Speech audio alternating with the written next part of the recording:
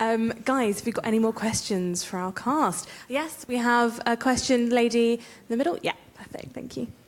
Hello, you all look so beautiful. The film was amazing. I really loved it. I just want to say thank you to Oprah for being my mentor since I was 10 years old. So many times I've asked myself, what would Oprah do? And that has got me out of so many different, situations. But most importantly, it's actually made me, believe in myself a lot more. And I just wanted to say thank you. My question is, one of the messages that resonated for me was the idea of seeing our perceived faults as strength. Who gets to say it's a fault anyway?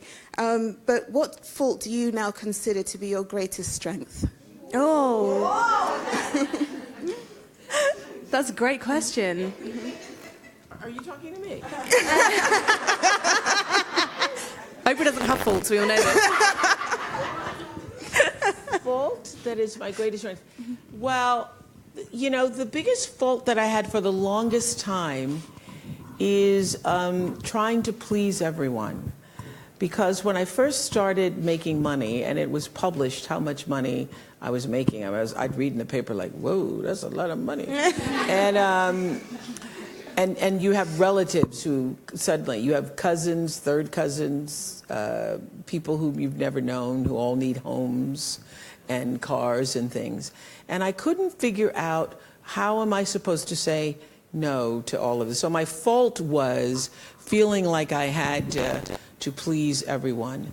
And then I learned this principle of intention. I read a book called Seat of the Soul about 1989.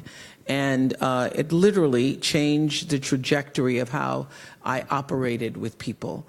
And the principle is that there is the third law of motion in physics, which says what you are putting out comes back. But before even there is the cause and the effect, there is the intention behind the cause. And so what the fault was always wanting to please people because I wanted them to think I was nice.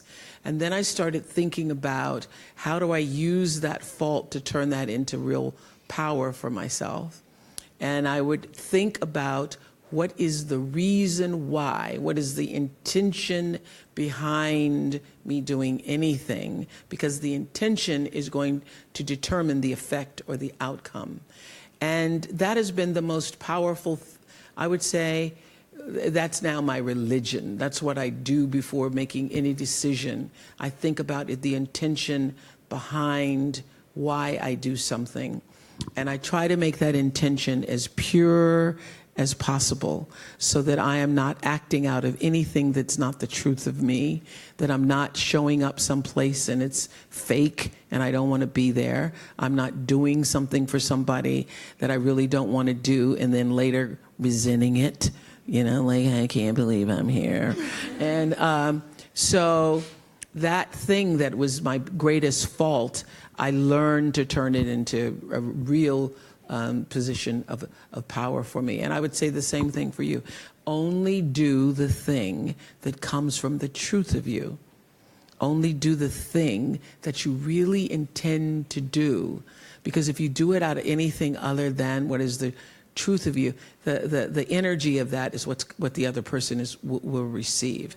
So I'm here because I wanted to be in London and so excited. I wanted to support this movie, but more importantly, I wanted to be here for my friend Ava. That's what got me in the movie in the first place. I wanted to be her friend, and that got me in a home movie. We all want to be Ava's friend. Yeah. I wanted to be Ava's friend, and I ended up in a movie. And so because of that intention, that's why all of these great things are happening to me, because my intention in becoming her friend was really just a pure intention. I didn't want anything, and I never would have asked for this role. I never would have said, could you be me in the movie? Like, I sure would like to be in your movie. I just wanted to be able to support her because I believe that's what women should do. And her strength makes me stronger when I get to see how powerful she was. One of the great glories for me, and all of us talk about this, is to see Ava in her power when she's there in her jeans and her sneakers, and there are these big cameras, and there are all these men in the room, and they're like, what should we do? What do you think we should do next? What should we do? And then you get to hear Ava go, action! And then Ava goes, cut, cut, cut. I said cut! I mean, it's just like, I just go, oh my God, that's so... It's thrilling. It's thrilling.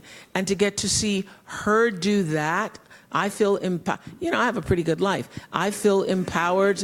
I feel empowered by her ability to do that, by her being able to step into that. So that's a long answer to your question, but anyway, there you go. I'm so sorry. We're going to have to wrap it up there. We have had some incredible